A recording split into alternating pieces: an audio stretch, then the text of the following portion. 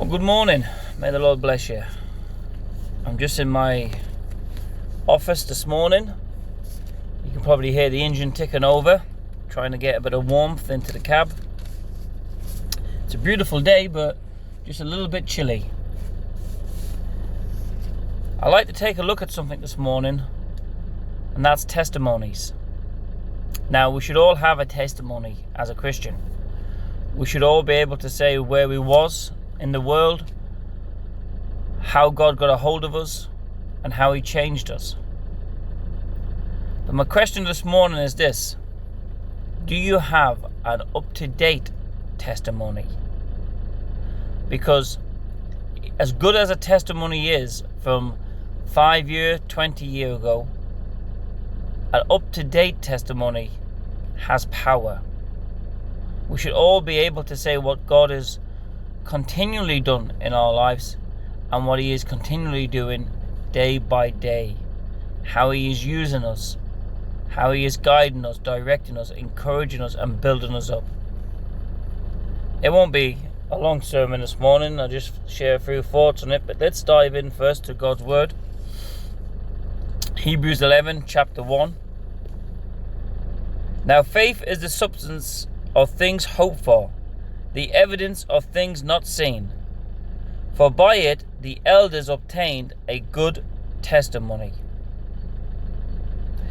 Paul goes on to talk about the lives of, and this is the chapter of faith, as we all know.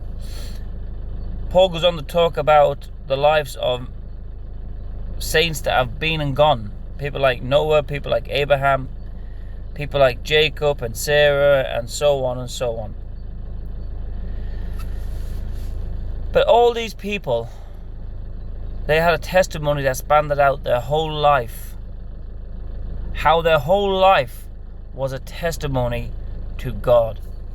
Not just when they first started, not just in the middle, not just at the end, but their whole life was a testimony to the Lord.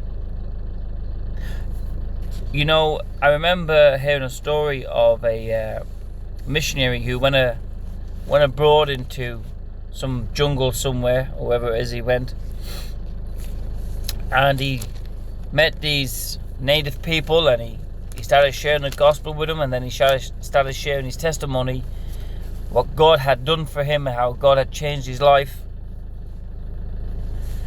And the chief of that tribe turned to him and said, "That is very interesting to hear what God done for you 20 years ago. But what has God done for you today?" You see, it's okay to say this happened and that happened 20 years ago, but what's happening today?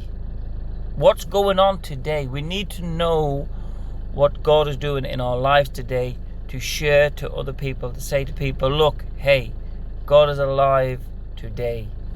It's not just a one-off thing. It's an everyday thing. It's happening all the time. Our whole life is a testimony. You know, it's not just about preaching and teaching and doing all this type of stuff, but it's also about how we live our life. It's about how we live our daily life. You know, the way that we handle situations in our life, the way we cope with stress, the way we cope with problems that will come before us. And all these things that come before us are to test us, are to trial us, are to encourage us, to build us up, to help us to grow in the Lord. There's an old saying, you know, for anyone who ever been involved in weightlifting or a bit of training, there's a saying that goes like this: no pain, no gain. And what it basically means is that in order to achieve our goals, physical goals that is, we have to endure a little pain. And as Christians, we can't expect to go through this life, you know, with a great big smile on our face, every day being a blessing, every day being, you know, the most wonderful day we've ever experienced. Yes, there will be times where we're on the mountains, but there'll also be times where we're in the valleys. And it's in the valleys, my friend, is where we will grow. It's in the valleys where our faith will be tested. It's in the valleys that when we come through, we can say, God brought me through. God led me. God done this for me. God helped me. God directed me. God empowered me. And that becomes part of our testimony. Our life is a testimony to the praise and to the glory of God. And it doesn't matter if you're a young teenager. It doesn't matter if you're a middle-aged man or an old man. The Lord is still at work in our lives. You know, young teenagers, sometimes we can dismiss them very quickly. But they have a lot of trials and a lot of temptations coming their way. They have a lot of pull from the world to leave the church, to leave God, and to go and enjoy life, enjoy the world, so to speak. But you know, it's a wonderful testimony to see a young man or a young woman who says, no, I ain't going to do that. No, I ain't going to go in the way of the world. David was recommended for his faithfulness to the Lord as a young man. That he fixed these. When you read the Psalms, David says, I fix my thoughts and my heart and my desires on the things of God rather than the things of this world. You know, and as a young man, maybe with a family, with responsibilities and, you know, all the things that comes with that, sometimes we can think, well, you know, I've got to compromise. I've got to try and get ahead in life. I've got to try and do this or do that. Listen. It's a wonderful testimony to have, to say that through all those years of marriage, through all those years of raising my family, I did it in the right way. I did it in a righteous and holy way to the best of my ability. I walked with God every day, not just on a Sunday, and then I did the rest of the things that I wanted to do through the week, but I walked with God every day. Every day I walked with God. And that means sacrifice sometimes. That means not having some of the things that you want. That means not going to some of the places that you want to go to. That means biting your tongue when you have to. That means turning the cheek. But every day will be a day of testing, will be a day of trials, will be a day of rejoicing, will be a day of testimony in our life. You know, and as a older man, which I ain't quite there yet, I'm getting there fast, but I'm not quite there. As an older man in the Lord, you look back and, you know, your teenage years is gone, your youth is gone, you're raising your family, that's over. You know, now you have grandchildren. You still have a testimony. You still have a part to play in this world. You still have a walk to walk with God every day. Because I remember my grandfather as a young man, looking at my grandfather and watching him. And watching how he handled situations in the family and seeing how he tried to put God first all the time. That was a witness to me. And for the older men, I want to say that even how you handle things will be a testimony and a witness to the younger men, to the younger women, to the members of your family. And it's never too late to keep working for God. You know, very sad story I'll tell you now for a moment. I remember chatting to two old men, believers, and they was telling me about all the things that they were being up to and all the things that they were doing. Well, all the things that they had done, sorry. And it was very interesting. And I remember looking at them, and as they were telling me, I just asked them a simple question. I said, that's good, I said, but what are you doing now?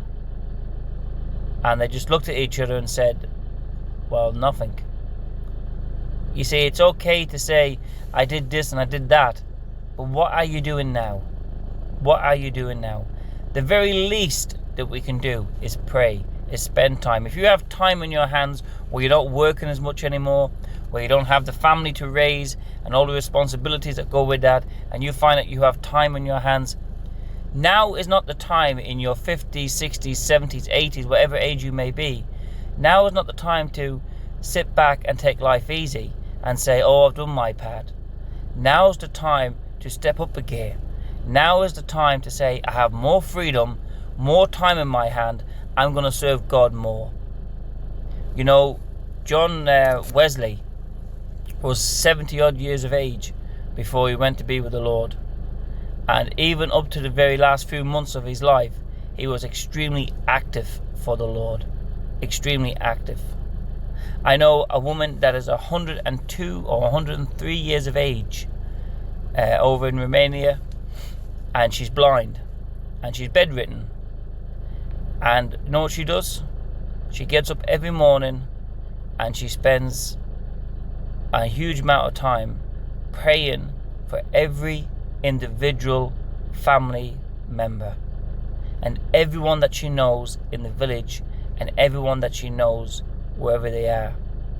And we know this is true. It's not just somebody saying a nice little story, because other people in the village have walked in and heard her praying early in the morning, middle of the day, late at night. They've heard her praying for family members, for people in the village, even for themselves. And the story comes back that they've even heard their own names mentioned, and it's touched their hearts that this dear old woman who's blind and 100+ years is praying fervently, passionately for them and their walk with God. So it's never too late. We all have a testimony. Our life is a testimony. Even when we're gone and left this world, God can still continue to use our life as a testimony to the praise and the glory and the honor and the expansion and the furthering of His kingdom. May God bless you this morning. May the hand of the Lord be upon you today, and may He use you today to build up and encourage His church. God bless.